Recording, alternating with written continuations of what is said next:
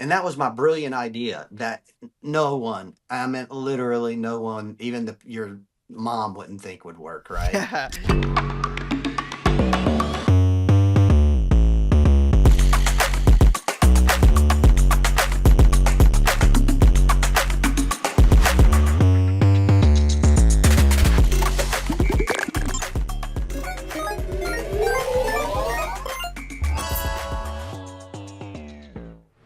All right, what's going on, guys? Welcome back. Another episode of Cards and Content. Today, we will sit down with what I believe to be really one of the OGs of the breaking industry.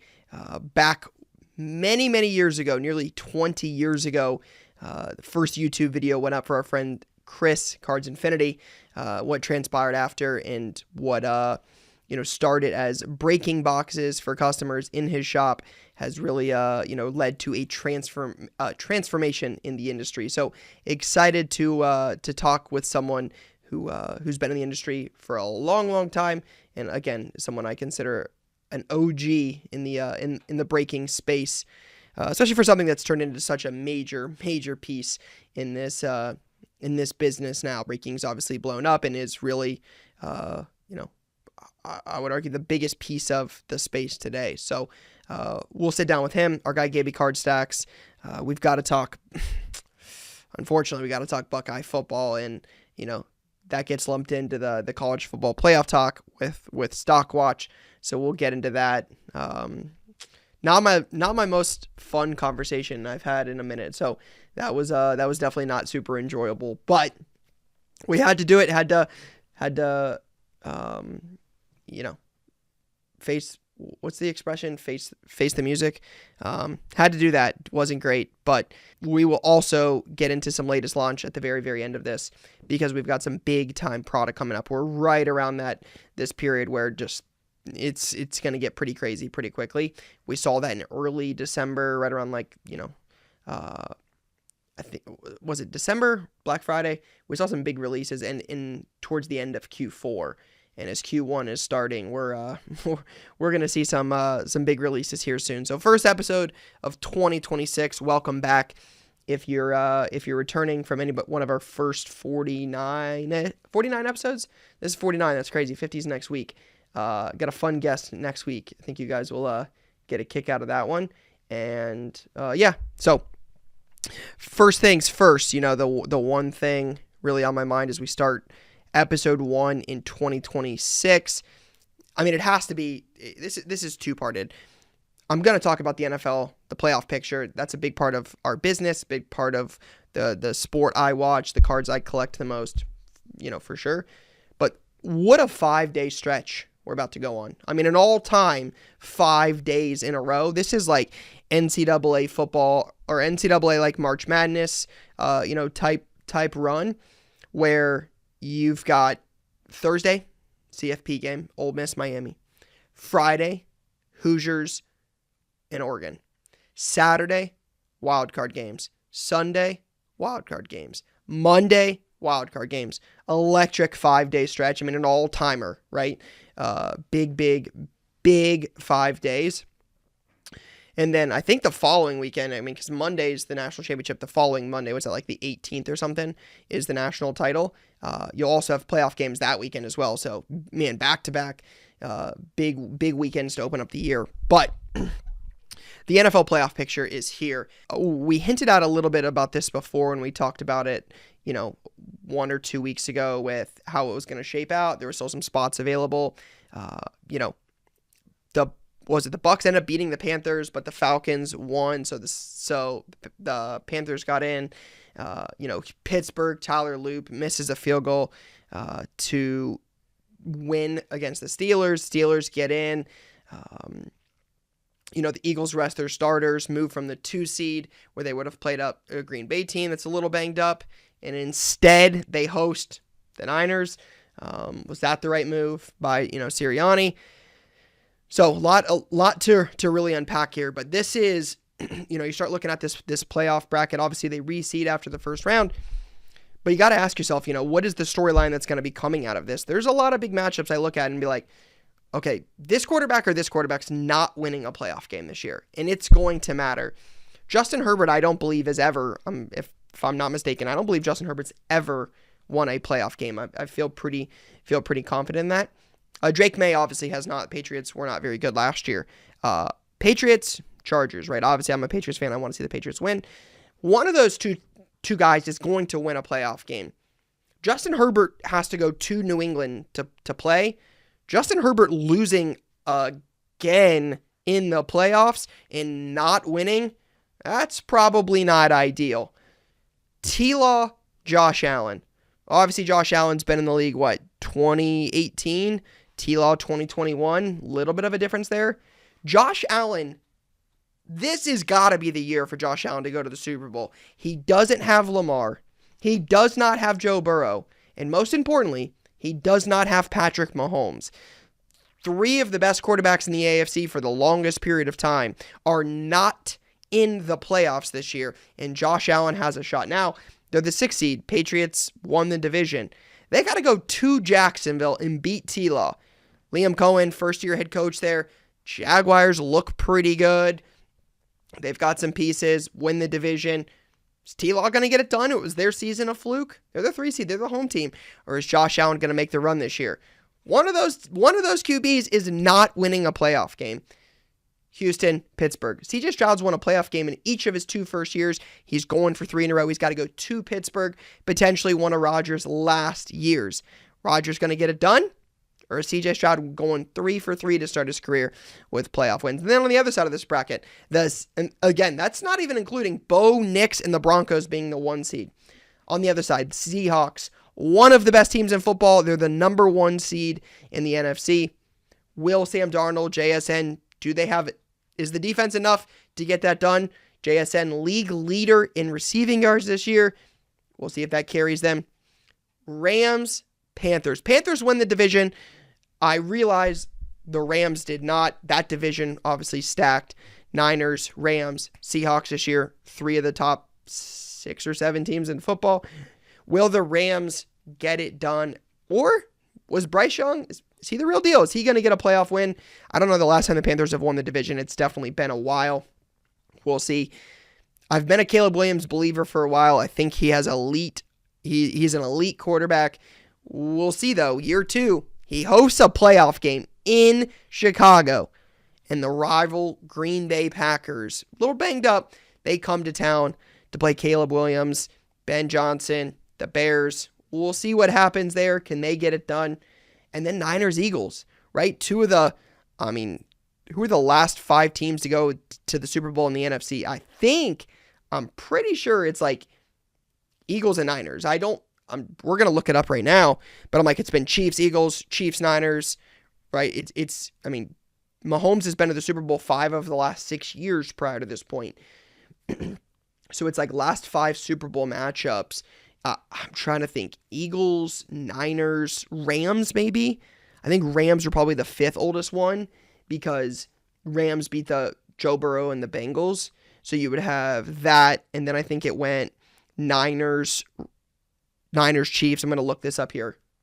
Yeah, so last couple years, Chiefs lost to the Eagles. Eagles there. Year before, Niners. Year before, Eagles. Year before, Rams. Okay, so 4 years because Brady's last year. Was it last year? Maybe Brady's second last year. Either way, Bucks beat the Chiefs. So last couple years, it's been last 3 years, Eagles or Niners. One of those teams is not going because they're going to lose in the first round this year. We'll see who it is. But again, Chiefs this year, last year, year prior. 3 straight years, 4 of the last 5, 5 of the last 6. The Chiefs have been in the Super Bowl. The only other team that's been in the AFC in the last 6 years is the Bengals. They're not going. The Bengals are out of it. So the last team prior to any of those teams, the Patriots, when the Patriots beat the Rams with Brady, when Brady was still in New England. So we'll see who comes out of the NFC. It's been the Eagles or the Niners for a while. Well, one of those teams, one of them's going to win this weekend. Will that give them a little bit of momentum heading into the divisional round before we get into conference championships? Will one of those teams come out of the NFC? It's going to be interesting. A lot of young talent, a lot of young QBs, right? Like you look at this, Stafford, obviously the oldest in this group here, likely the league MVP, just touchdown, yardage, quite a bit more than Drake May. I think Drake May will finish second. I guess Rodgers is probably the oldest. I misspoke a little early. NFC, it's definitely Roger or definitely Stafford. AFC, definitely Rodgers. But for the most part in this, I mean, it's CJ Stroud. This is just what, third year, 23, 24, 25. Yeah, third year for Stroud.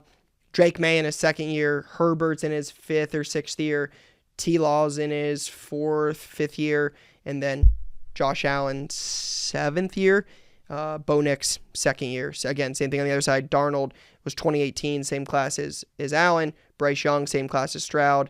Jordan Love, same class as Hurts and Herbert. So 3 from that class are in the playoffs.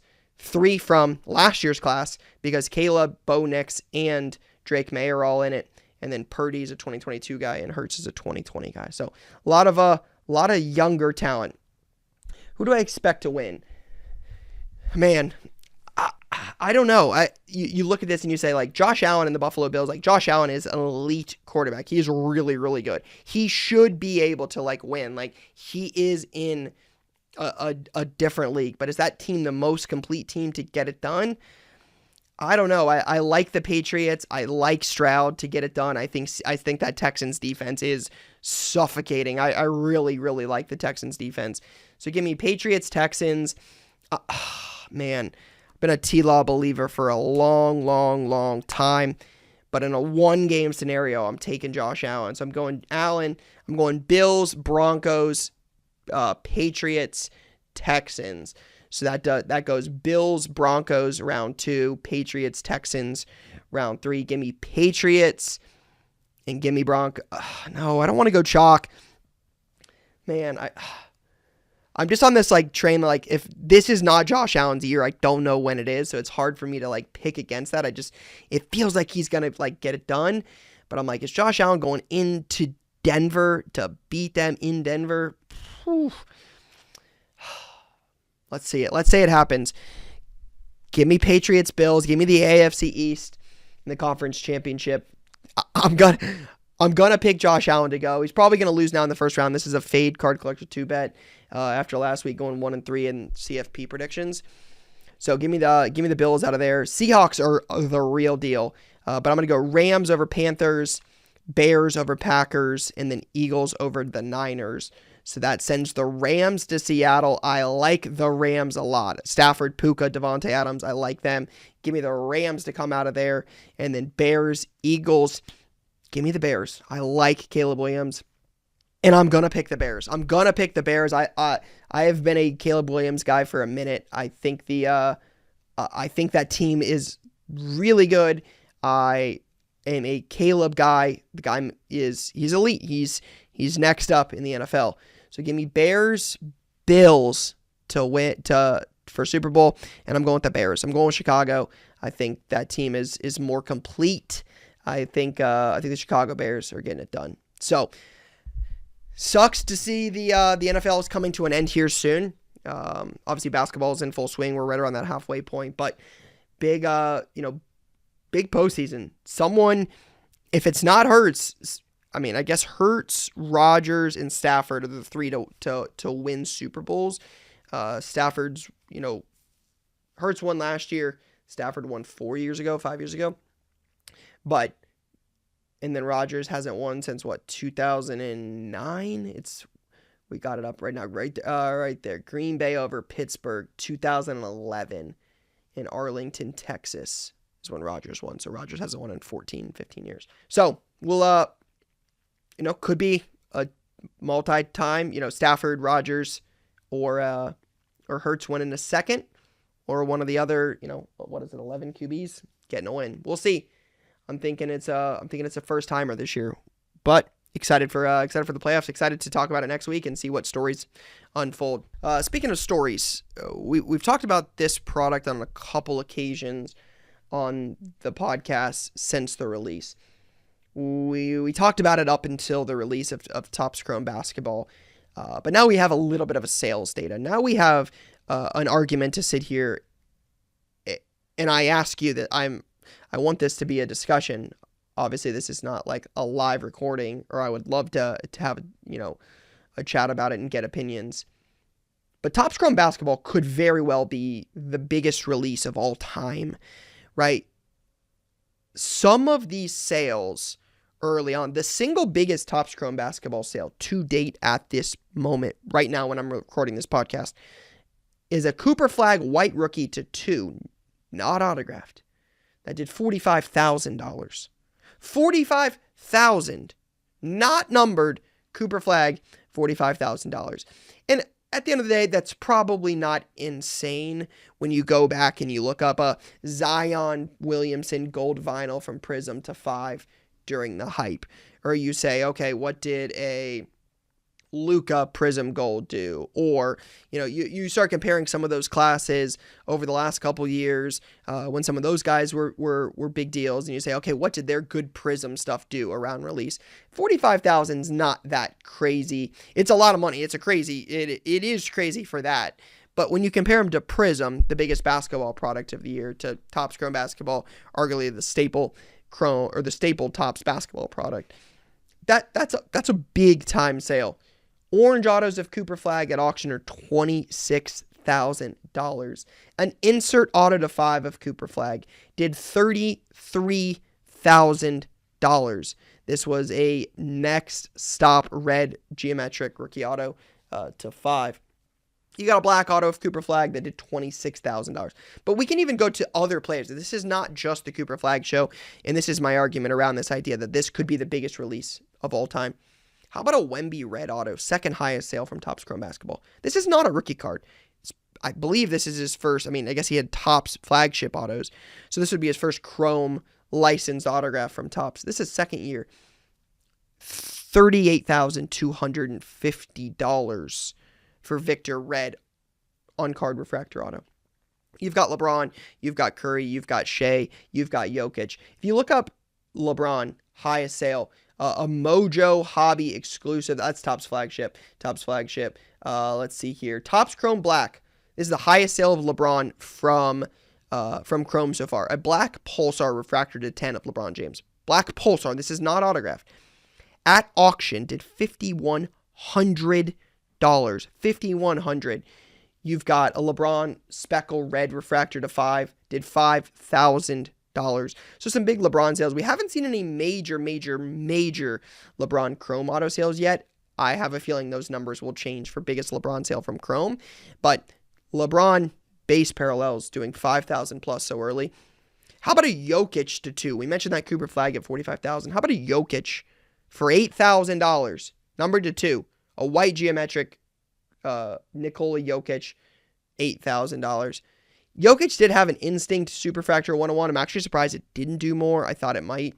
Did $5,500 just recently. So a couple strong sales again, 5K plus for Jokic. Even his Chrome Black autos, though, of Jokic do $3,600. That's a good amount of money for a guy that is not like a first-time signer in cards. Like, he has a good amount of stuff. So an auto of 10, I realize best basketball player in the NBA. Like, I know he's hurt now, but this dude he's the best player in basketball. Wemby might make a run at it, and I realize some, Luka, some other young guys, could, but Jokic is the guy. I mean, Shea's great. I love Shea. I have a hard time arguing it's anybody other than Jokic. Shea auto to 5. This is a redemption. $12,000 for a Shea red auto to 5. He's got a black auto geometric redemption, $5,200. Shea's top 4 or 5 sales on Topps Chrome Basketball. There's 5 right there, 6. His top 6 sales in Topps Chrome Basketball are all redemptions. So a lot of, again, it looks like Shea's autos are redemptions, LeBron autos are redemptions. That's one thing I will say I hope they get figured out pretty quickly. This is an all-time release, like one of the biggest I can remember. Some of the autos are redemptions. Again, Curry's got redemption autos. LeBron's got redemption autos. Shea has redemption autos. There are major superstars that are live. Jokic is one of them. The black sale is a live card. But again, a Curry auto to 10. Jokic did $3,600. Curry's $18,000 for a redemption auto to 10 of Steph Curry. This product clearly has major demand. Topps Chrome Delight boxes, when they start, I think opening weekend, were like $1,250, $1,350. They're like $3,000 right now, $3,000. And this product's been out for a month. this kind of run, this kind of hot, this kind of demand for a product like this. I've not seen a run this quickly to the top. They're this quickly up. Man, Prism Black did some numbers when it came out. That was a pretty big, pretty big product towards the end of Panini's run recently. I can't think of any product. Prism Deca Basketball FOTL did pretty well. That product sold out pretty low and skyrocketed 3 or 4x.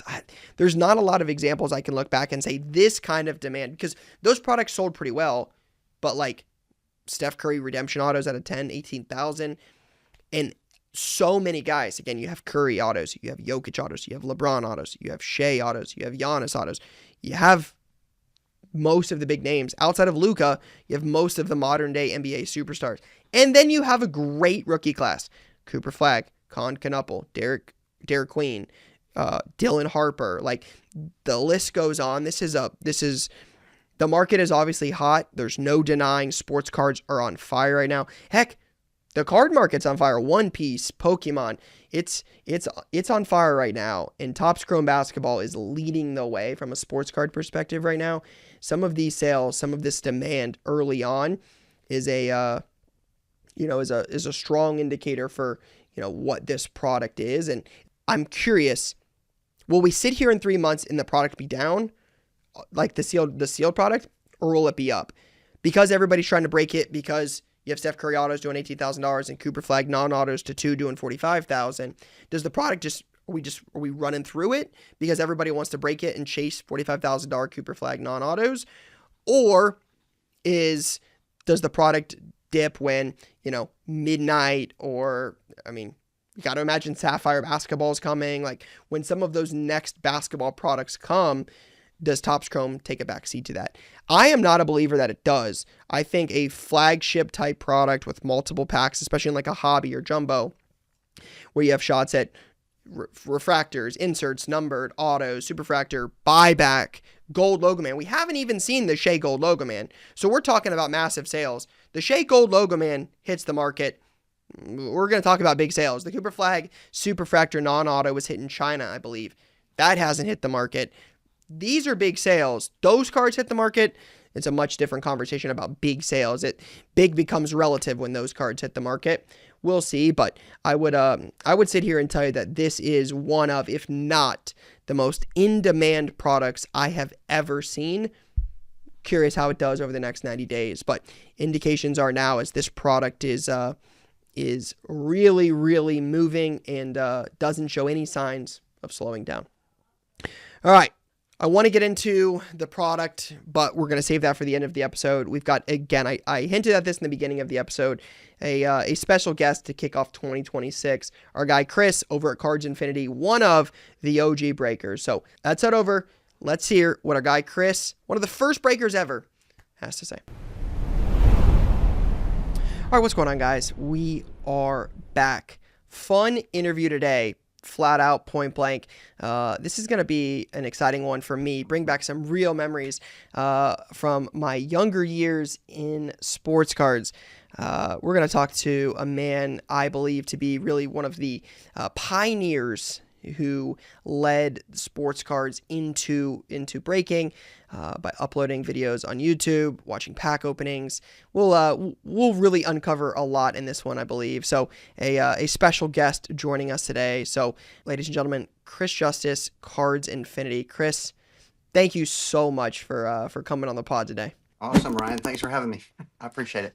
Yeah, I mean, I appreciate you coming on. I kind of hinted at it in the beginning, where I remember some of my very, very first YouTube videos I ever watched, decades ago, were, you in your shop ripping packs, doing box openings for people. So maybe for those that don't know, let me start there with, who are you and how did we get right here? Okay. From the beginning, I am Chris Justice. I started collecting cards I'm in my 50s, so I started collecting cards like everyone in the 80s when cards were massively overproduced. A friend of mine introduced me to them, and I just absolutely loved them.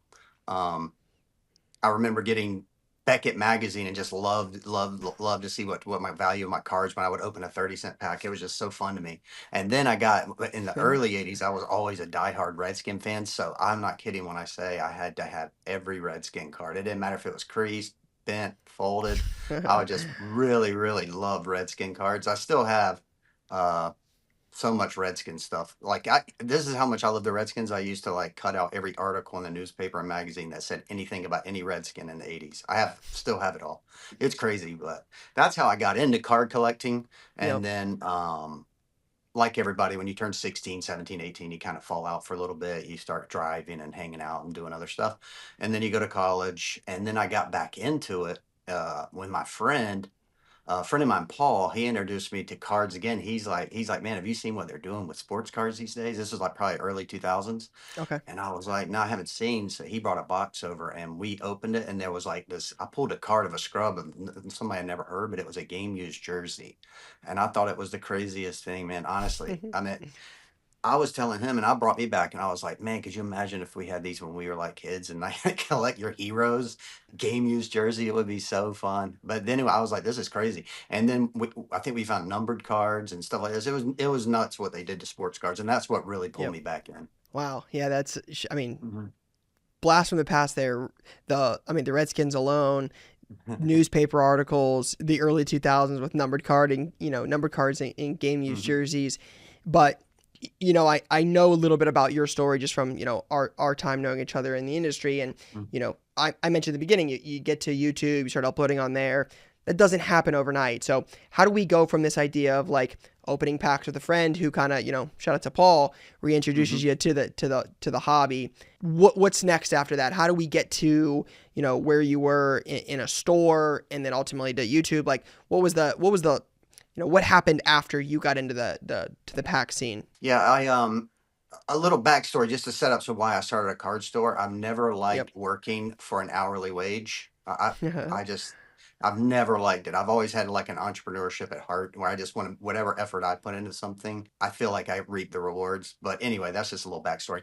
But I remember we would go to these hobby store in my town in Wilmington, North Carolina, and I would look at the prices of what the store was charging. My friends would just eat up these hobby boxes, right? So I remember thinking like a light bulb clicked off. I'm like, man, if I could just, I actually searched online and I knew that the store was selling stuff for like 50 to 75% higher, right? Than, than what you could get it for online. And I was like, and I'm sure those people are going to mark up. So if I could get a store started, my friends I know would shop with me. And that would be like, in my mind, I had already set it up where I was like, well, I'm going to start a store because I love sports cards. I love the hobby boxes and all this. And I know my friends will, I have 4 or 5 friends that loved it. I knew if they came in and bought from me, that basically my rent would be covered, my electric, my water bill, my internet, and anyone else that came in the store is just going to be gravy. So I started a store. This was in 2006, March Okay. of '06. I started my store. So from that point, um, I had to try to get my name out there. So I was like, what can I do? So at that time, believe it or not, newspapers were big. I don't even think anyone gets a newspaper anymore. But back then, so I was like, I'm going to put an ad in. Believe it or not, it was very expensive. I want to say it was $1,500 for 2 days a week for a month. Ooh. I forget how much it was. I can't remember the breakdown, but I remember it being very expensive. Yeah. And so I put it in on the Tuesday. I had an ad on the Tuesday and I think the Sunday. And come to find out, one of the guys that shopped at that pre-mentioned store at those super high prices, he saw the ad. It was like a business card size ad. It had an Upper Deck logo, a Leaf logo, and it just said the hot. Back then, I was called the Hobby Box, not Cards Okay. Infinity. Yep. Um, and it said the hobby box for all your sports cards needs or whatever. And I had nothing in this store, by the way. It definitely wasn't for all your needs. I was just trying to get people in there. But I remember I got the biggest whale in Wilmington to come in and he bought these boxes from me like I think like 2 or 3 days after I had opened. And it was just so exciting, man. It was so fun. But anyway, that got that's how. Oh, and I also did an ESPN ad. I still got it in there on a CD. I just don't have a CD-ROM anymore. I'd like to watch it and see what it looks like. So ESPN came in and did a commercial that I could run, and I ran it on Sports Center on the late night because that was one of the cheapest slots to Wow. get. It was like the 1 a.m. or midnight or 1 a.m. slot. And believe Yep. it or not, this got me a couple extra customers, and it's hard to explain, but as an entrepreneur, when this first customer comes in and buys this stuff from me, Yep. and I knew my friends were gonna do it. I was like so excited, man. It was like I was like, oh, I'm doing it. This is working. This is working. It was just so exciting. So now you fast forward. YouTube was in its infancy. I want to say late 2005 or early '06, Okay. and a guy came into my store and he said, "Have you seen this guy breaking, opening, taping customer open box on the internet?" And I was like, "No, I haven't seen it." And he told me about him, and his name was I forget his real name, but his he went by Doctor Wax Battle. He owned Backstop.net, and he would tape customers occasionally that came in his store just to see what they got out of their boxes. And it was like, but for me, I thought it was really cool to see what they got. And but for me, the way he shot it was really poor. He shot it from like across the room a little bit in the beginning. It was really fuzzy and this, that, and the other. So that's when a light bulb clicked off. I'm like, you know what I'm gonna do? I got these guys that love opening cards. They Yep. come in my store all the time, and anything new they wanted, they wanted, they wanted. I had like 4 or 5 guys, all from those ads that I placed. Yep. Um, and I was like, I'm going to ask them if they mind if I go get a camera and I kind of stand over their shoulder and let everyone see vicariously almost what comes out of these boxes. And don't get me Sure. wrong, when I first started, I think I was in 240p or 120p. I don't know. It was grainy stuff. This is back in '07.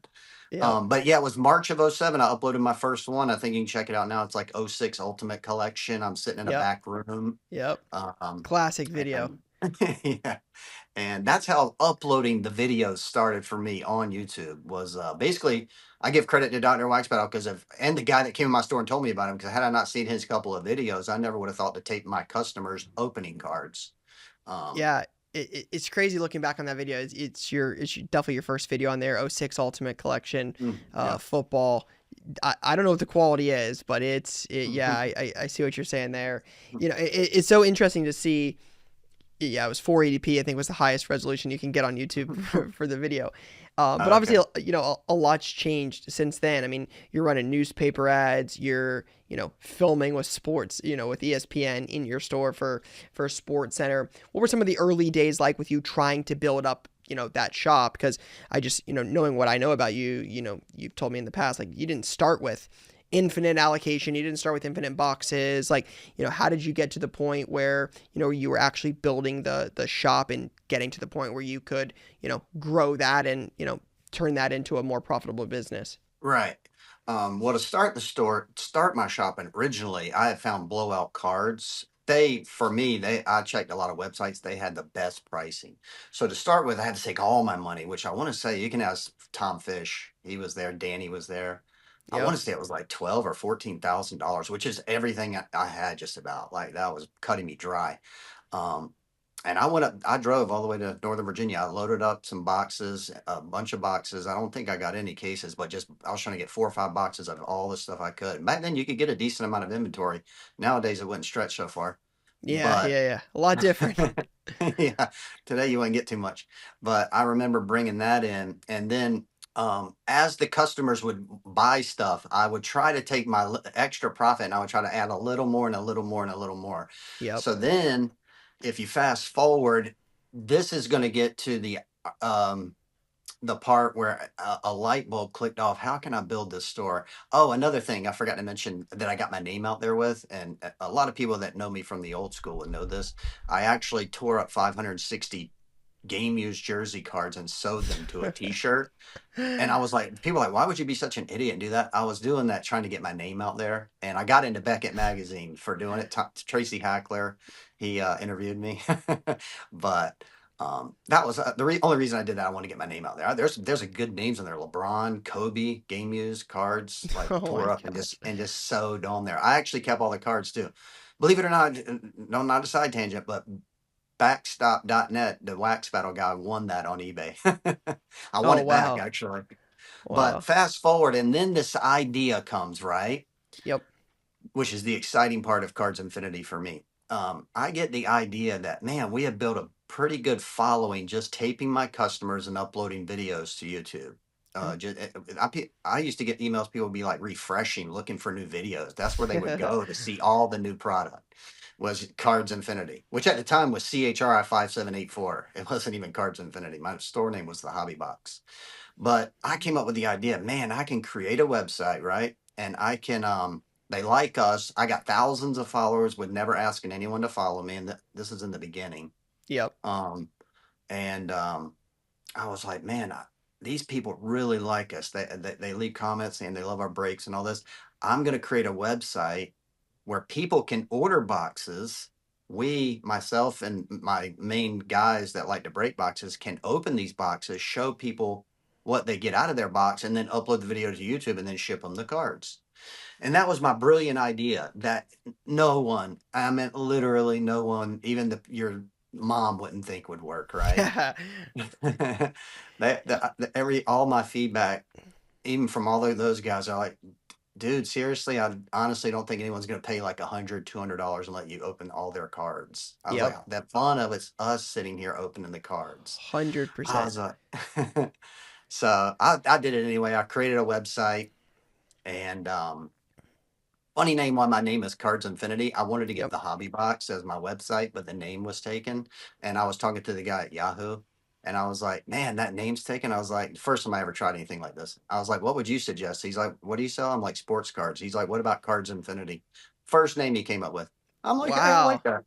That's incredible. It was a Well, guy at Yahoo that told me my name.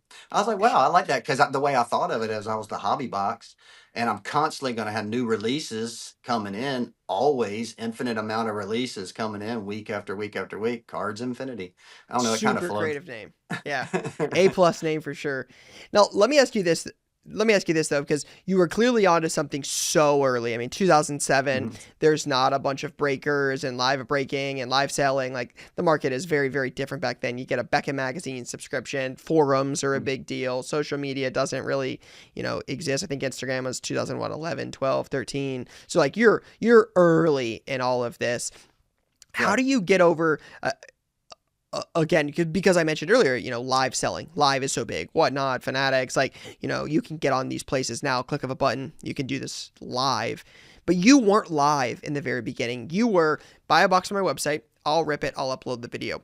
How do you get over? Because I would imagine, obviously hindsight's 2020, but I would imagine people are like, how do you know this is the box I bought? How are you not going to just record this, rip it, get a good card, and then say, okay, I'm gonna re-rip it. I'll keep that box. Let me re-rip it. Oh, sorry, you didn't get anything. How did you get customers to believe in that when it was not done live in the beginning? Okay, yeah. That was one that kind of shocked me too, but the only thing I can link it to probably from the beginning, I think people that would go to the hobby box or whatever, I think it was CHRI 5784 back then. But people would go to my channel. I think we had built a trust specifically from the customers that would come in, my guys that would come in and open. So in the beginning, people would take that gamble, but I did put I don't know how far in. You'd have to watch my videos, but I did try to put safeguards in there because I thought of that too. I was like, man, these people are like buying these boxes and they're putting a lot of trust in us not to like find some back then, which would have been a big card, a $500 card, and switch the Yep, box out. sure, Um, I was like, what can I do? I was like, because I want them to trust me, even though I knew in my heart of hearts I would never do anything. And I know I got a crew of people around me opening these things. sure, You know what I mean? I knew it wasn't going to happen, but I was like, what can I 100%. do? So I came up with the idea that they had silver stickers on boxes, and I started showing when I would open a case, I would start showing those silver stickers. So if somebody wanted to pick their serial number, they could, and they know it's theirs. Like you know what I Yep, mean? Or then I figured out that people could, believe it or not, back in the day, I don't know if you knew this or not, you could open a case of cards, and in some of the products, you could tell by the serial number where the case it was. It would be like wow, the whole string would be the same, and it'd be like 789, 790, 791, and then 463 would be in there. And it has no flow to the stickers on the things. So then I had to switch it up again. The only reason I found that out, customers were taking advantage of me. I didn't know that was a thing. And they'd be like, "Hey, Chris, give me that box that ended in 493. That's my lucky number." I'm like, "It is." And you get the case it every time you find your lucky number in my cases. So then I had to switch it up again, right? So what I did is I started putting magic markers on them. And the way I thought of it is if I write the number, you're going to be able to see the unique Panini logo or Upper Deck logos around that number. And no, I couldn't even rewrite that number. So I tried to build trust that way. Because to be Yeah. honest, in the beginning, I couldn't believe people put so much trust in me. I was so thankful for it, but I tried to do safeguards, and then obviously, eventually, it started going live, and then it's all perfectly live. So, Yeah, and that's kind of where I was going next on that because it sounds like you hmm were ahead again. You're obviously so ahead on the curve. Just the fact that you're doing the breaking again, you're so early, ripping boxes, personals for people, uploading them to YouTube, again with the safeguards in play. But ultimately, the market has led us to live. So, what were some of those early days for you like with the live selling? Like did you do it for an hour? Like was it a specific time of the day? Because I remember this through my early transition in cards, like working my way up trying to build something. You were live quite a bit. I'll never forget the Mike Trout video of you hmm pulling the Mike Trout orange. I think I've shared that a few times on my social over hmm the years. What was it like getting into live, and I guess how was it different than some of the pre-recorded stuff? yeah, I want to say I started that live, going live when I remember. I want to say it was Matt from Blowout. They had started the Fantastic Store, and he started going live. And as soon as he went live, I'm like, oh man, I felt like I was losing customers almost to like live. And even though I know there were other people, I believe Mojo Sports was going live already. I think Firehand Cards. There Yep. were several people, breakers, prominent breakers that were going live. But when I saw them for some reason, and I think they pulled a Michael Jordan card or something, I'm like, oh no, I've got to start going live. I can't just sit here and wait for customers to upload their videos. So then I remember I went live, and the only thing I was nervous about being live for me, I'm believe it or not, I'm kind of a high strung person, and if I know you, in my mind, I feel like I talk a lot and I just like say all kinds of weird things. But I was like on a live feed, I'm going to be shy because I know none of these people. I was like, oh, this is going to be hard. And if I have nobody breaking or no one's ordering, I'm going to be sitting there on a live feed like, hey, uh, and just whatever. So that was my biggest setback for going live. But eventually, I just got so used to it, it became like I was talking to friends, even though no one was in the room. Yeah. So that was my transition from basically uploading videos to going live, which I think I prefer live over it, even though I was shy about it in the beginning. I prefer Yep. definitely live over. Plus, people, another thing about being live, people can see those boxes in the background. They're like, dang it, nothing came out of that first National Treasures box. Chris, get me one of that, right? You know what I mean? Kind Yep. of help yourselves. 100%. Now, looking back on it, right? Because you're doing this while you have a shop. So, do you look back on it and say that the breaking piece of your business, whether it was pre-recorded or live, was instrumental in the growth? Do you contribute a lot of the shop success and your success in the industry to the breaking piece, or do you think would have still done it and still enjoyed it and still built what you built without the breaking piece? Oh, definitely the breaking and the online presence was my whole store. I didn't really rely on online stores. Like most card stores, they carry singles and stuff like that. My whole idea was that's why I named it the hobby box in the beginning. I always enjoyed the opening of packs and the thrill of the hunt. And if it wasn't for online, I don't know if I would have had a store. Because in Wilmington, for some reason, I would get customers here and customers there, but it was not what it was. How do I word that? It was not enough probably to support the grow and get bigger at that time. Now it got bigger after COVID, but I was gone from Wilmington at that point. But yeah, online. If I wouldn't have came up with that idea, I think I would have struggled for many years and maybe went out of business. Online, that coming up with that idea of box breaking for people and then group breaking and stuff like this, it really helped me out tremendously. Yeah, and that's what I was going to kind of ask you is like looking at the industry Mhm, now versus when you started, what are some of the mhm, things that, stand out to you, good, bad, or indifferent, about the world of live selling versus when you started this, 18 mhm. years ago at this point? I would say in the beginning, everybody likes the thrill of the hunt, right? Everybody likes that big chase card or something, but it seemed like it was more collector based to me. Yep. Like people were like, "Man, I really want these players. I want to open that because I want to find my certain player or this player or that player." Now today, when I look at like all the websites, it seems like it's got a lot the way that people scream and yell and treat it more like a I don't know. I think more people are in it today for the gamble aspect versus the collectability aspect of the hobby. That's the main change I've seen. But don't get me wrong, I can't knock that at all because that's what I liked about it. I Yep. love the thrill of the hunt and finding the crazy card that's like life changing money for some people if you find the correct one. You know what I mean? 100%. But it's a lot more expensive to play the game than it was when I was doing it in the beginning, obviously. Yeah, I know we've talked about that a few times about some of the hobby box prices back then. The National Mhm. Treasures, Exquisite. You've mentioned a few boxes of Chrome, and the past. Those boxes used to be, hundreds of dollars was a lot for a box back then. Now, hundreds of dollars is probably the entry point to most hobby boxes these days. Yep, for sure. I know when I started, it was like $70 was expensive for Chrome. You know what I mean? 69.95. You're like, oh, these are a little pricey. And Seventy now you dollars for could, Chrome. yeah. Now what a hobby of that basketball that's coming out is what like 700 or something. Yeah, I don't know. right around that, right around that mark for Cooper's Chrome box. Yep, Well, yep, yep. ultimately you ended up getting out of the space, kind of retiring relatively recently. Um, I'm curious, kind of your decision to do, on what kind of led you to that as someone that was in the industry as long as you have, and obviously played a big role. I just can't think of anybody else that was a breaker at that time. I'll go on record and say I think you were the first person I ever knew of in the entire sports card industry to offer breaking, and obviously that's become massive in today's card landscape. It is probably the biggest part of the hobby now. So you have that success with breaking. You've built a shop, you've built a brand, but ultimately you decide to retire and get out of it.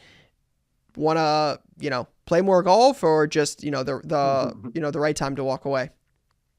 Yeah, something that was always bothering me is I always suffered from like severe stress. I don't know. I just like, I've always wanted things to go perfect. I wanted to always do things on my own and my Yep. way. And I would push myself to the edge so many times. I can't tell you how many 16-hour days I had in that shop, in Yep. my shop. And sometimes a 20. I've slept in my store, believe it or not. I just could not get out. I had to pack cards. I had to print labels. I could not leave that store. I had to sleep behind the counter for a few hours, get right up and start. And eventually led me, I got older, as people do. And I remember thinking, I was like, if I ever slow down to where I'm not I didn't want to obviously stop if the business was doing really, really well. But I was like, if I start slowing down, I think I am going to think of retirement because the stress was killing me. It felt like there's actually a video of me, probably like from 10 years ago where it felt like I was having a heart attack on the live stream. Wow. Like, Holy it's cow. crazy. I know I had I'm not the live stream, uploading a video. This was in the days of uploading video. I was so stressed. I was getting so many orders and I could not keep up. And back then there was a Yahoo thing that would beep every time an order came through. And I would be in the middle of a long Bowman break and I would hear bink, bink, and it'd be in the back room, but I could hear it in my right ear. And I'd be like, all right, Tom, let's see what you get in this pack. Brink, brink, Yep. brink. My heart's racing through my shirt. I don't know. I just always suffered from stress, but I battled through. So to make a long story short, I figured if I ever got a little slow, I was like, you know what? I'm probably going to take the opportunity to take an exit. And what I could have done is passed it on to someone else and let them deal with all of it, but I did not choose that route. Interesting.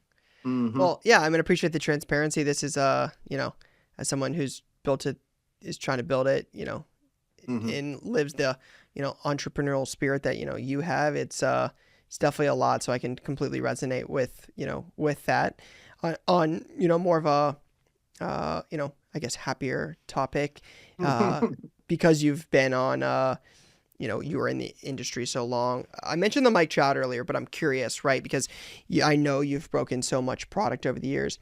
Chris, looking back on it, what are some of the moments you look back on as like some of the cooler parts of your journey? And I would probably lean more towards like some of the better, maybe your favorite cards that you might have pulled.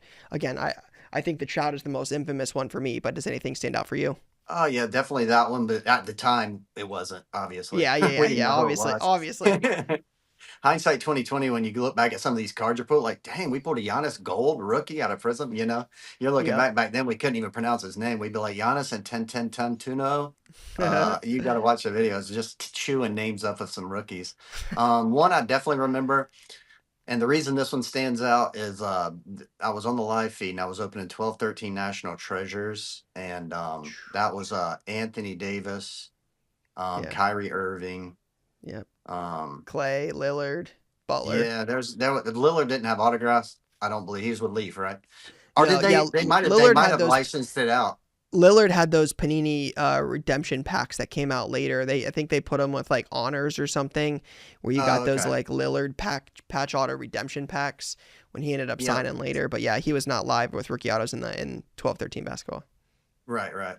So I remember I pulled no. I think we hit a Kyrie rookie patch autograph, or I forget. We pulled like two really good cards out of this case, and there's like two leftover boxes, and nobody wants to touch them. And then the guy gets it, and we get a Kevin Durant Game Used Logo Man autograph, a one of Ooh. one out of this loaded case already. And everybody thinks the case has to be dead. That was a super memorable card. I pulled the actually not terribly long ago, the Babe Ruth cut out of Gilded. Wow. Um, that was pretty exciting. Pulled Babe Ruth cuts before, but it was more like out of those super break type products, and or I think we got one out of Leaf. Leaf, we got a Babe Ruth cut. Pulled a few Babe Ruth cuts over the years. Um, Hundreds and hundreds of super fractors. Yeah. That I'm trying to think if there was any super crazy card, like because we pulled so many. You should have seen my big pulls page at the top of Cards Infinity. It was just shields and logo men Well, and all what kinds of stuff. just thinking of that, it's just kind of funny because I think so much to the Trout video, and the Trout video is so like nonchalant, like oh Mike Trout auto Hmm. orange, and you set it off to the side. Yep. Obviously, breaking now is very entertainment value based. Breakers go crazy. They can act foolish. Like it Hmm. is very entertainment value based. Looking back at the Trout video, nonchalant. Did you ever get like crazy rowdy when you hit a card, or was it always just like, oh, cool, Giannis Prism Gold? Right. I think the way I've always held it is like if it was a really big card, I'd be like, man, no way. That's awesome. That was about as good as I got. That's And awesome. once in a blue moon, if it was really shocking, I'd be like, no way. That's crazy. I can't believe we hit that. That's But spectacular. I never took my shirt off. That's crazy. Well, good to know. Well, again, I've said it a few times, but mean it sincerely. I think you are a pioneer in the space, someone who really was instrumental in ultimately leading to a huge piece of where the hobby is today. Build a really cool shop, build a brand, did it the right way. Looking back on this, Chris, on your journey in sports cards, if you were starting over today, just knowing what you know now, what would really be the first piece of advice you would give yourself? There would be a couple. The first thing I mentioned you a little bit ago about the stress factor, I would definitely, and this is something else I struggle with, is putting trust in other people. I Yep. would definitely take on a team of people to help me run that store because we could have been. I think a lot of people would agree. Cards Infinity could have been like really, really big had I just like expanded out, had more live streams going.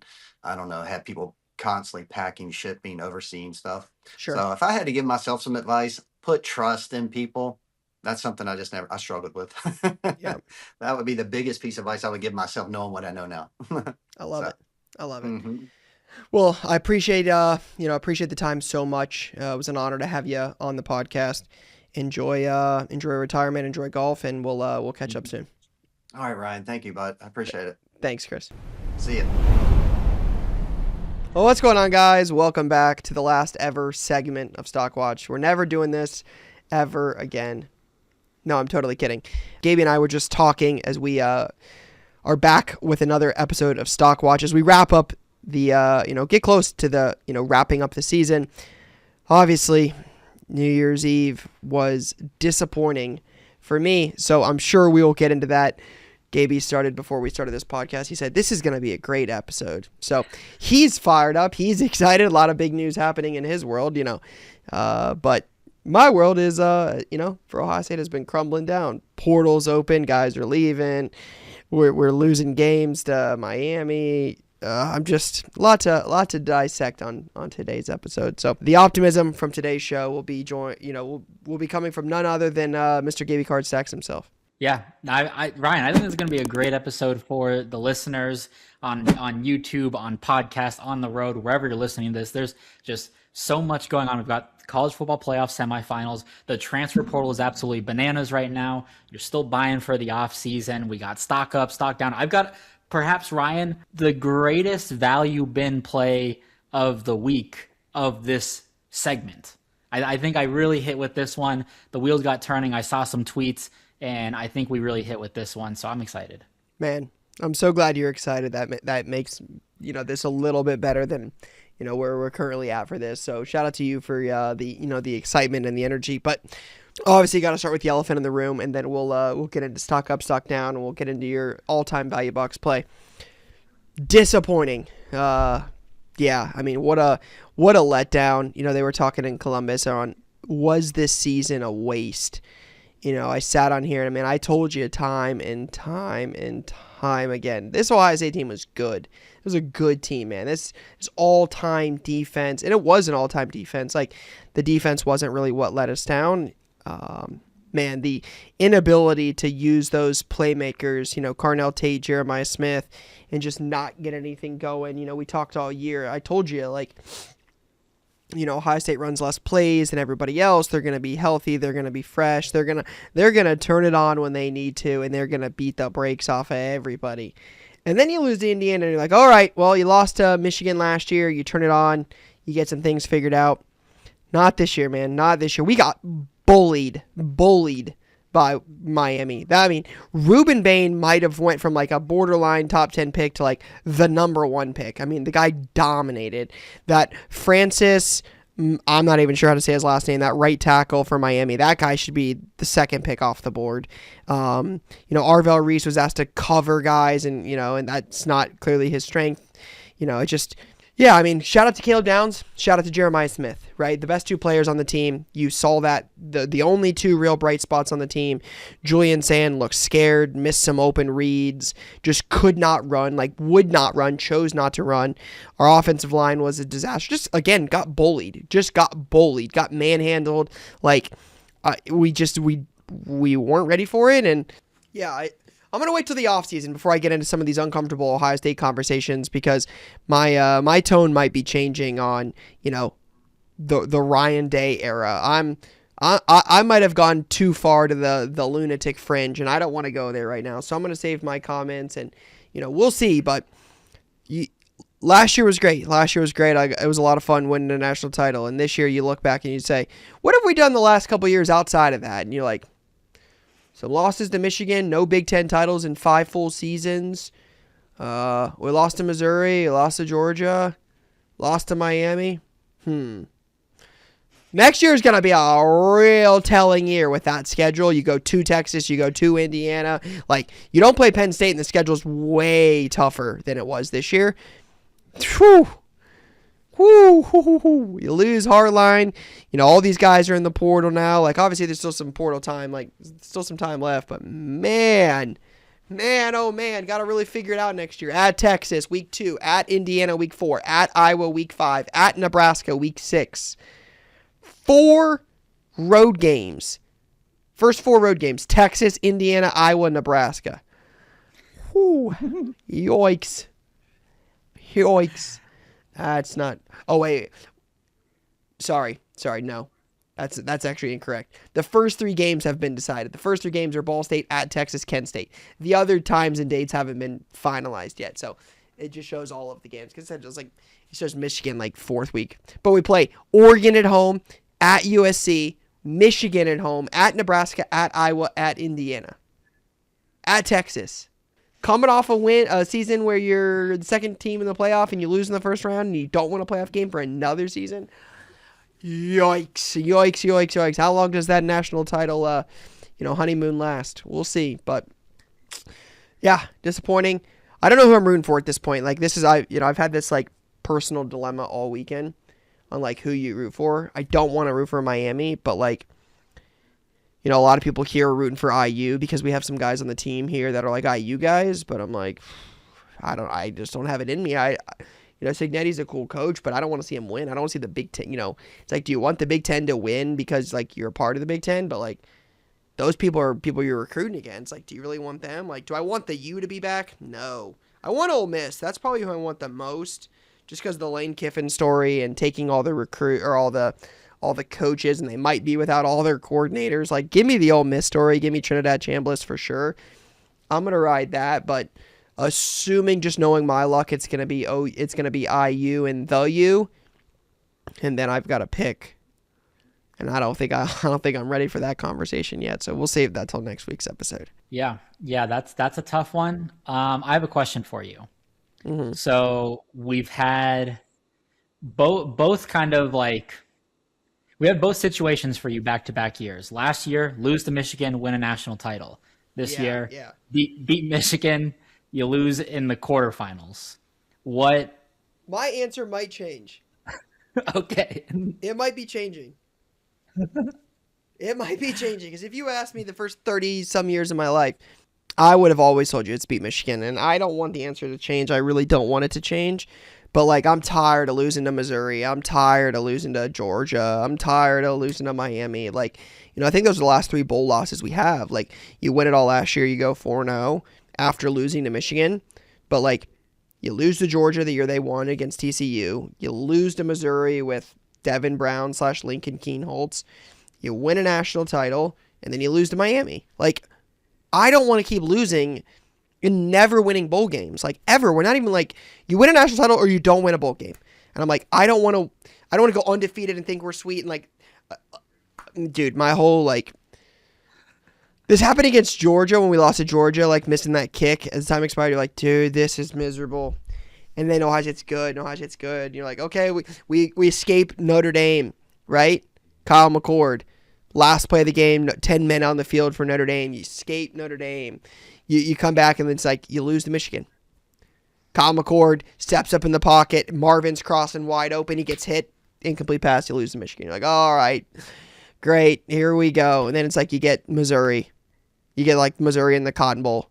And you get beat by, I mean, who was that? Brady Cook, Luther Burden. Brady Cook.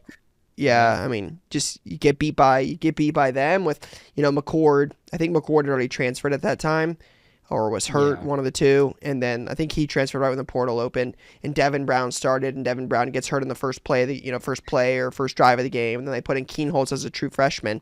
I mean, he looks scared to death. I mean, just got in the portal. You lose to Missouri, December of 23. Then you come back in 24, lose to Michigan. And you're like, dude, here we go. Another season of being good, and we lose when it gets tough. And then the class of seniors never beat Michigan. And you're like, all right, let's figure it out. They figured out they won a national title. Cool. And you're like, all right, this team's got Jeremiah. This team's got Caleb Downs. Julian Sands, the best pure passer I've ever seen in my entire life. Here we go. Beat Texas. Beat Michigan. Beat Penn State. Oh, man, we're the best. Here we go. We lose IU. No big deal. We're better to lose now. Got bullied. Just so embarrassing. All right, let's do stock watch. Let's talk about something positive. I need your optimism here, because I don't have a lot of it right now, so I'm ready to move on. Yes. All right, stock up. I could have gone a lot of different ways. There's probably 10 guys, and we'll talk about the portal, I'm sure, but like there's 10 guys that I probably could have had on this. Like, I'm going to go Fernando Mendoza, honorable mention. Just, again, he continues to win. He's always on stock up just because they're undefeated, yada, yada. He dropped a conglomerate on us in his post-game press conference. So for me, when you're like, oh, who do I want to win? It's hard for me to cheer against Fernando Mendoza. Anyways, stock up. Harrison Wallace, Ole Miss wide receiver. Ryan, we've talked about this. Who is the next Matthew Golden? Yeah, so his price and at the beginning of the playoffs, you were like, oh, give me some sleepers. I'm like, honestly, give me anybody. Texas Tech didn't work out, but I was like, Texas Tech and Ole Miss wide receivers, just throw some darts, man. Like, they're all like $5, not super expensive. And then Harrison Wallace, I think he was like 5 for 172 and a touchdown. And just a game that nobody expected them to win. I know we were both very like, Georgia, like Ole Miss, drama, yada, yada. Ugly. So, yeah, Harrison Wallace autos, up for sure. I sold a gold this weekend for $40, and I think I bought it for like 10 or 12. So not quite on that Matthew Golden. We'll see what happens with the semifinals and if he continues to ball out. I mean, everyone on Ole Miss is just balling out offensively. Simmons, Lacey, Wallace, Deshaun Stribling is another one. So, yeah, just a guy who jumped up this week. Could see another spike if he plays well and beats Miami. So he's certainly trending in the right direction, and a senior, so got some draft stock potential as well. I'm guessing the next one's not a Buckeye. No, it's actually a hurricane here. So yeah, I'm going here. There's only like 2 sales on this guy. It seems like he just got product. Malachi Tony. Yeah, 5-star freshman from Miami. The other one went to Columbus. Yes. So Malachi Tony, he's got like 2 autos. They're both one of ones. One's a triple, and then one's like another one of one. They're like $350, $400 right now. So coming out at the right time with just his trading $450 for a Leaf Pro Set Pure Auto. That's insane. Yeah, 101. I think it was a best offer as well, if I remember correctly. So yeah, just a big time sale. It couldn't be peaking at the right time for him as well. I'm curious to see what there hasn't been like any other. I don't know if the Pro Set has come out official. I don't know how this auto got out because there's only 2 sales. I feel like this would be flooded in the marketplace if Leaf product were out right now. So yeah, stock up. He's doing it. They've got just a lot of key guys that are stepping up big, and definitely stock up. It's a tough one. All right. Who's number one this number week? one, I guess. I had no order in this one, but I'm happy to have him at number one. I'm going Devin Dampier, Utah quarterback. Bowl game, 5 touchdowns, just went stupid on Nebraska. I mean, almost hit the over by himself. Just a dual threat kid, and that's going to be, I think Beck, who is now Michigan's OC, was still there coaching. I'll have to clarify on that, but what a way to go out to end the season. This is why I like bowl season and just everything. Like that game, you now carry that hype for the next 8 months of just like, last time we saw Devin Dampier, he put up 440 yards and 5 touchdowns. So his autos have started to creep up a little bit. They're always in that $15 range. I'm sure he probably has some big-time color sales, some low-numbered stuff. So definitely a guy to keep an eye on. My concern, though, with Devin Dampier, they're losing 2 first-round tackles, and then obviously their OC is going to Michigan. Who knows what happens with kind of Bryce Underwood and if he follows him to Michigan, if Bryce hits the portal, if that's Michigan's new quarterback. I'm curious, but definitely just put on a lot of style points to end the season. Dang. No Buckeyes. No Buckeyes. I have a feeling they could be joining us in this next segment. Well, they're not, because you know why, Ryan? Because last week you were like, well, what about Bryce Underwood? I'm like, Ryan, I think I'm saving him for next week, man. Just wait. Just let him play Texas and let him do his thing, and he's going to be on my stock down. Bryce Underwood, I think he had 4 turnovers. But I heard, I texted you as soon as I saw this, someone said Bryce Underwear, and I thought that was the most hysterical thing I've ever heard. This guy stinks. He's terrible. He's so bad at football. So, yeah, bad. I mean, he had some all-time sales when you brought him up last week around Christmas time. And now, I mean, again, it's just like Michigan fans cannot possibly want him back. Like they should have him go in the portal, go back to LSU with all this portal madness. I don't know, but Bryce, I get it. You could even just buy. You don't have to believe in the guy, but you could just buy into the hype. Like I don't know if anybody wants the hype of Bryce Underwood. Like even just non-Michigan fans who are like, put him in a new situation, let him get unlocked by Lane Kiffin. Like I don't care. No hype. Number 1 recruit. Just no. I'm out. Yeah, it just nah. I mean, as much as I would love to be out, like that's just not how hype works. Like, people have bought Kenny Pickett and Desmond Ridder and, bad quarterbacks all the time. Like, it happens. Like, it's going to be one of those things where we get to the national and he's either Michigan's added pieces and they're back. They got a fresh start. Whittingham's come over from Utah. Like, this is the time. Or Lane Kiffin's building a powerhouse in Baton Rouge, and Bryce Underwood, who originally, was committed to LSU, is going back to LSU. It's return, like the ultimate pairing in Baton Rouge. Here we go Tigers. And like, that's what it's going to be. And somebody will convince themselves that Bryce Underwood is worth, Bryce is worth buying. We'll see, but not for me. But I just have a hard time sitting here saying like, yeah, he's never going to sell. Like, somebody's going to convince themselves that Bryce Underwood's worth buying. And again, like his stuff is cheap right now. Like, his Prism insert autos, Prism draft picks. They're, the insert one's not very great looking. Like, it's like a T-shirt auto. Like, it looks like he's in warm-ups. His base Prism auto is not terrible. It's like more in a jersey. But the insert autos in like a Jordan, plain blue Jordan tee. So it's not great, but like those are like $40 or $50. I mean, they're cheap. They're cheap. So, yeah, we'll see. Definitely a little bit of a fall from where the Bryce Underwood market was, a few months ago. Yeah. 40 bucks. I mean, I'd have to see this insert auto. $40 might get me to buy in, Ryan. If it drops, don't let him hit like. Oh no! Don't let him hit $26. Then I might just retract everything and be like, you know what? Yeah, $25, the price of a blaster. So 26. That's where we're drawing the line. Yeah. Like the price of a blaster, and I'm like, all right, that's probably where I entertain it a little bit. So all right, well, that's where I'm at. Just give it a little bit of time. We'll see. All right, next one. This guy was in the college football playoffs, and I don't remember. We've talked about him before because it was like $20 on a playoff quarterback, like maybe some draft hype. Baron Morton stinks. That guy. I mean, he had like less than 100 passing yards. Just I mean, they were in. They didn't even score a point. They were in the game and they didn't even have any point. It was the defense that was holding them in the whole time, and they just cannot move the ball. Oregon's going for it on fourth down every single drive just to get some points, and they can't move the ball, and neither can Texas Tech.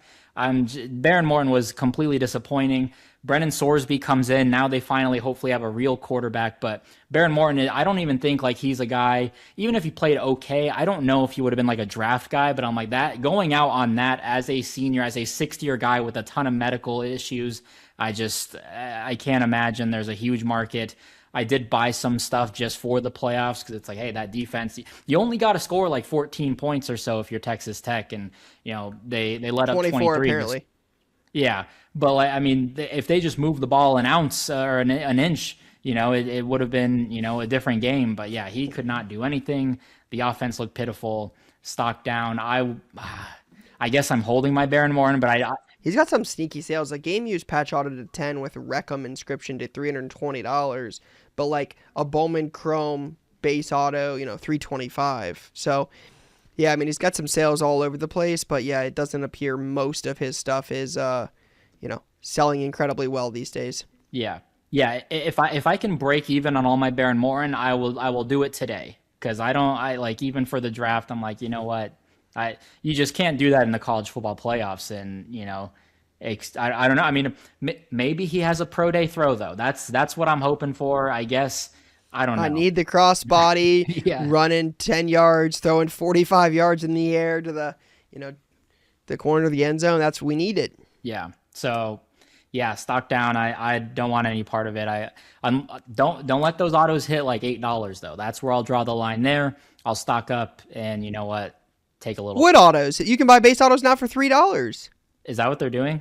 Yeah, there's a Bowman Chrome base auto sale yesterday at $3.25.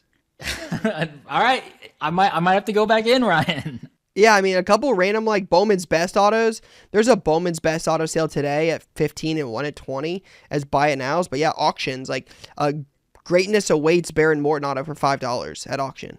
$5. All right. I could dollar cost I average think this. blaster packs cost more than $5. Yeah. Okay, this was a great exercise. I'm glad we did this because an auto that was listed as a Bowman Chrome auto, just Bowman Chrome, that was actually a blue auto, did $5.50. Okay. Might have to. So might be a value. So I think what you're telling me now is this might currently be a value box play that's also on stock down. It might be. I'm into my base first autos for about $15 to $20 a piece. So if we can get that down and kind of even things out, that would be great. All right, who's number 3? All right, number 3. We have never talked about this guy. I don't think this will be a first, but I don't know. Oh, he hit the portal, and I was like, you know what? This might be a great little stock down here. I'm going Jaden Rashada. Now this guy, this kid's almost like the poster child of NIL and like just the first like real NIL dispute of sorts. So he was that 5-star kid, goes to Florida or signs and enrolls on campus.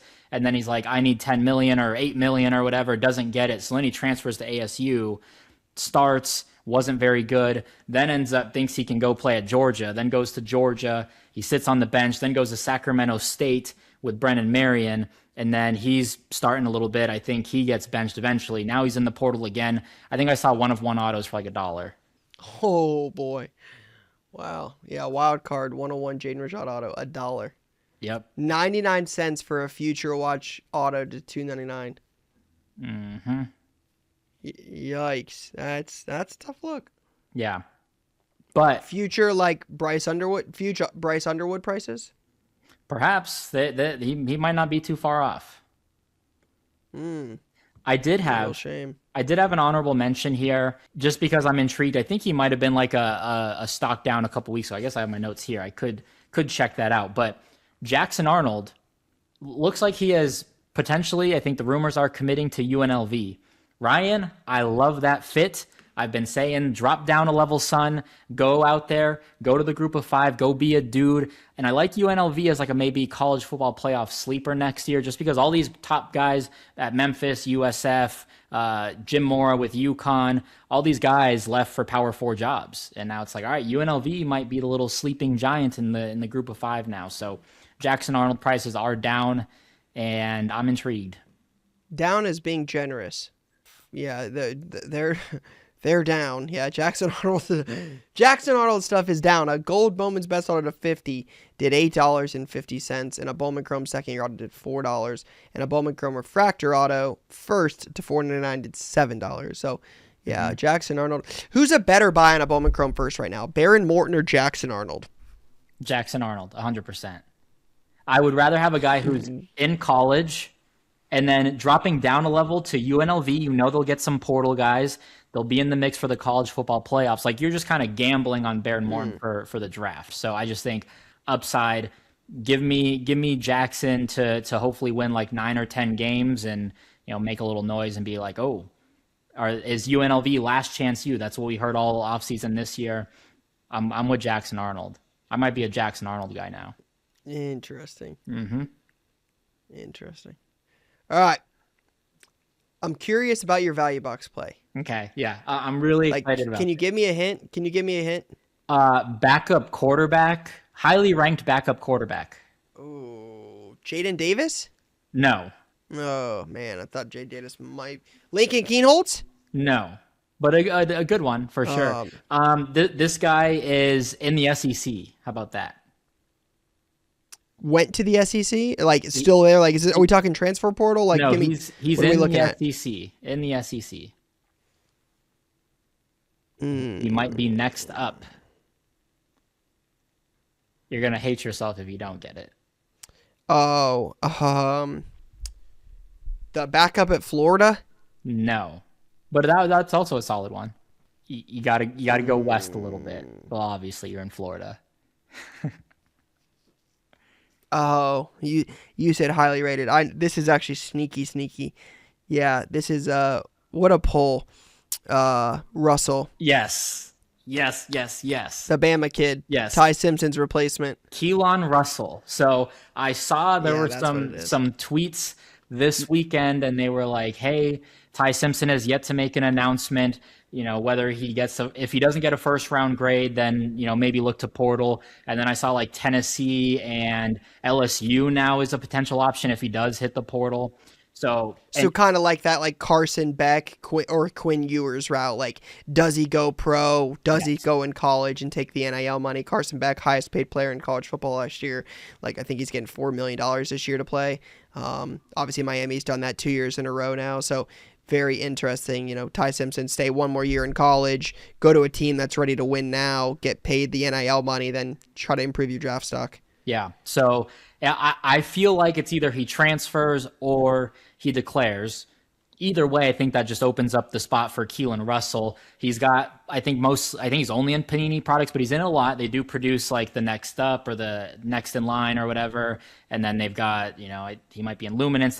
He's in Prism draft picks. He's still in his high school jersey as well, which might throw some people off, you know, and that's, you know, a $20-ish auto. A bunch of them just ended at DC auction last night, and I won a couple of those, and I was like, wow. I've seen a couple. Some people like show me screenshots. They buy them for as low as like $8 to $12. So For I the don't see any $8 to $12 in card ladder. Let me tell you that. okay, but for the guy who could Yeah, be most do $20 to $30. for the guy who could be next in line at Alabama, a 5-star guy. I think he was the number one quarterback in the country a year ago. Yep. I think a very easy card that could slip into the value box at $5. Don't know this guy, never heard of him, and that could be a $40 auto in the offseason.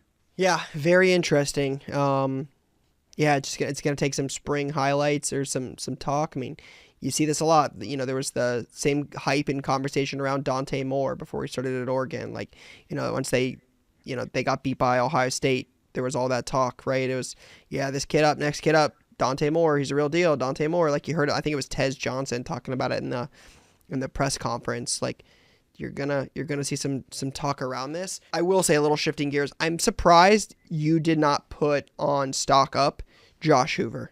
I'm really surprised your guy Josh Hoover didn't make it on stock up.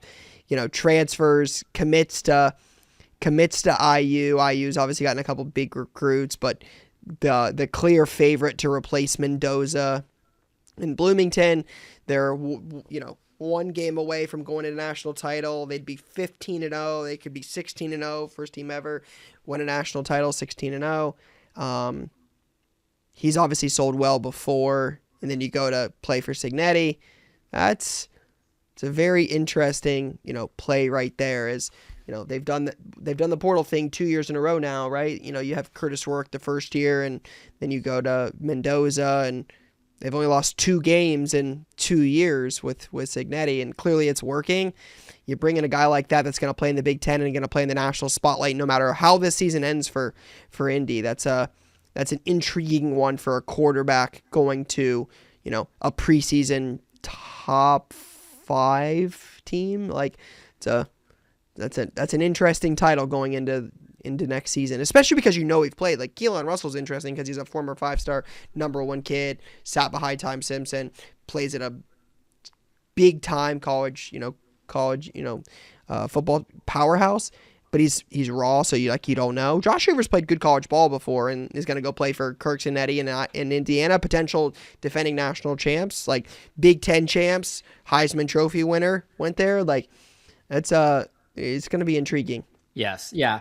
The only reason why I did not put him there is because I only wanted to add 3 guys who had played in games recently. So that was the only reason why. But Josh Hoover, yes, I am with you. And Ryan, I've been thinking about this a lot. Is Indiana the best program in the country right now?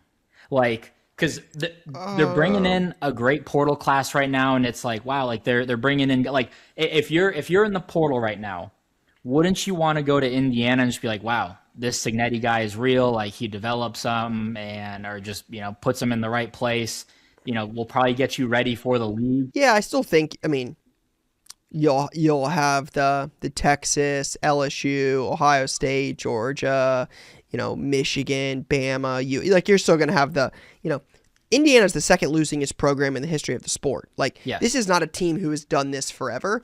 But I think if you said here right this second, right now, and you said, who has it better than us? Nobody has it better than Indiana. Mm-hmm. Nobody, right? Like, they've clearly given Signetti the NIL money. He's the third highest paid coach in college football. He has a Heisman Trophy winner. He won a Big Ten. He hasn't lost a game all season. Who's got it better than IU right now? Yeah. Nobody does. That's the current answer. They lose to Indiana. They lose to Oregon. You'd say Miami or Oregon are probably up there. Like, it depends. Like, winning changes everything. Like, you win, people want to go play for you. You start losing, you can't win big games. Hey, man, I'm out. Sorry. Yeah. I just feel like if you're in the portal right now, I'm trying to go to Indiana. I'm trying to bandwagon and hop on that train. Well, that's you. It's not us.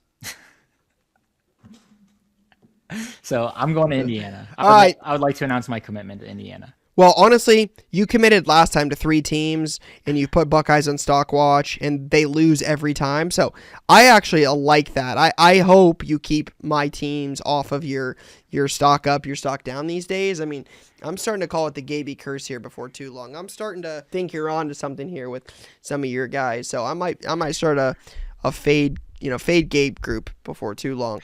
You might have to. Although, good news for me, Ole Miss and Miami play each other. Someone's got to win. All right, so Harrison Wallace or Malachi Tony, one of them's coming out on top. That is true. I was really, I mean, I wanted Ole Miss to win because obviously the Lane Kiffin story, like I've wanted them to win. The Carson Beck, Georgia, Miami, like that rematch that'd have done numbers. Yeah, I was very hopeful for that. I mean, so would have Georgia versus Ohio State rematch, but that's neither here nor there. We don't anybody got time for that. So yeah, no, I'm just intrigued. Like Ole Miss, Miami, like that's two of the last teams that I probably would have thought, just coming out of here. Like I would have put Texas A&M in there, Georgia, Ohio State, and now we're here. So I'm intrigued. All right, we'll wrap this up. What are the games? 8th? Are the games this weekend? It's Thursday, Friday. This week? This week. Is it really this week? I feel pretty good. Hold on, Brian's looking it up. Yeah. Yeah, it's Friday. Thursday, wow. Friday. So, Thursday, Friday. Yeah, and then the following Monday. All right. Well, who you got? I don't like this. I'm gonna go Indiana. I'm rocking with Indiana, and then that's gonna be close. Looks like -3.5. And then Ole Miss, I'm going to go Miami. You know what? I just think in the trenches, they'll get it done. God. I hate that we agree. Oh, my God. I'm betting on Oregon and Ole Miss. That's it. I'm officially wagering on those. I can't do this anymore. Yeah, I'm just going trenches with Miami. And Carson Beck has done diddly squat. Also, Mario Cristobal hasn't laid a stinky in a couple weeks though. So think about that. Yeah, he's due. He's due. So I want the Ole Miss story without Lane Kiffin and without the Lane Kiffin, without the coaches. Like there's talks that like 6 coaches will be joining Lane. Like I want that story so bad. Like I want Ole Miss to win. That Miami defense is elite. That line, I mean, both sides of the ball, that offensive line is elite. Again, Carson Beck doesn't look great, but like that team was fired up. I always wonder like how a team responds coming off such a high of a win like that. Like I understand we're a lot of people's Super Bowl, like rematch for the national title game in 2002. Like I get all of those things. So how do you come off of that? I just feel like at some point Ole Miss's luck has to run out. Like they lost all of the coaching staff. Like, there's nobody left. Is that enough to get them through? I'm not sure. I'm picking Miami. We talked about it in the beginning. I thought in the very beginning of this, I said Texas Tech or Georgia and Oregon scared me. Like, those two teams worried me. I thought they were clicking at the right time. Georgia couldn't figure it out, especially on defense. Oregon is still going 23-0. They didn't allow a single point on Texas Tech. Like, I'm not saying Texas Tech is awesome. 0 points. A shutout. That's man. Dante Moore's the real deal. Like, if you're asking me to place my money on who is going to win, I am not. Until I see them lose, I am not betting against Mendoza and IU. I think it's the best story in college football in a long time. I think they're going to win. Undefeated, number 1 pick, Cignetti. One of the best, if not the best coach in college football in 2 years. That all-time run, build the statue, hang the banners. I'm taking IU. Miami Hurricanes, Indiana in Miami, in Miami's backyard. That's where it's at. Is Miami Stadium. I did not realize home game for the Hurricanes. Yeah, home game for the Hurricanes. They have a chance to play a national title at home. Now, did you know that it was in Miami because of potential travel? Yes. Okay. Oh, yeah, bro. Absolutely. I went last year. It was the greatest thing ever. Again, I was in school last time Ohio State won a national title. I was a student when Zeke, Cardell Jones, that team won. Dude, it was awesome. I couldn't afford to go to the national championship. I went last year. It was one of the greatest trips I've ever been on in my life. All-time sporting moment.